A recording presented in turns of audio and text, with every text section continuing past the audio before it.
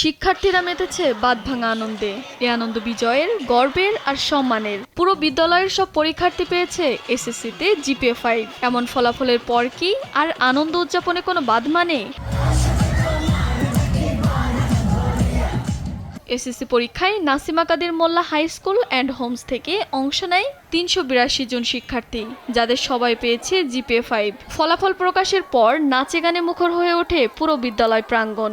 আলহামদুলিল্লাহ জিপিএ 5 পেয়েছি, অনেক আনন্দ লাগছে। আমাদের শিক্ষকগণ আমাদের পাশে ছিলেন, যে কোনো সমস্যায় আমরা তাদেরকে পাশে পেয়েছি। এই সফলতাকে আমি আমার শিক্ষকদের এবং অভিভাবককে ইন্ডিকেট করতে চাই। এর মধ্যে সবাই ৩৮২ জনের মধ্যে ৩৮২ জন এ+ পেয়েছে।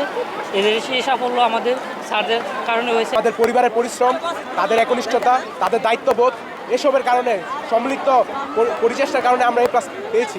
রাত 10টা পর্যন্ত আটকে রেখে আমরা তাদের পড়া আদায় করে তারপরে বাড়িতে ছেড়েছি। সন্তানদের এমন সাফল্যে খুশি তাদের অভিভাবকরা। ভিন্ন আনন্দ, মানে এখানে রেজাল্টের কোনো ভিন্নতা নেই, সবাই জিপিএ 5 পায়, এটাই আমাদের সেরা কৃতিত্ব। স্কুল প্রতি বছরই সেরা রেজাল্ট করে, এর কারণ হচ্ছে স্কুলের টিচাররা অনেক পরিশ্রম করে, স্টুডেন্টরা অনেক পরিশ্রম করে।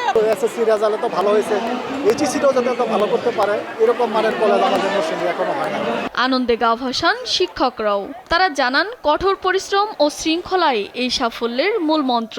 ভবিষ্যতেও এর ধারাবাহিকতা ধরে রাখতে চান।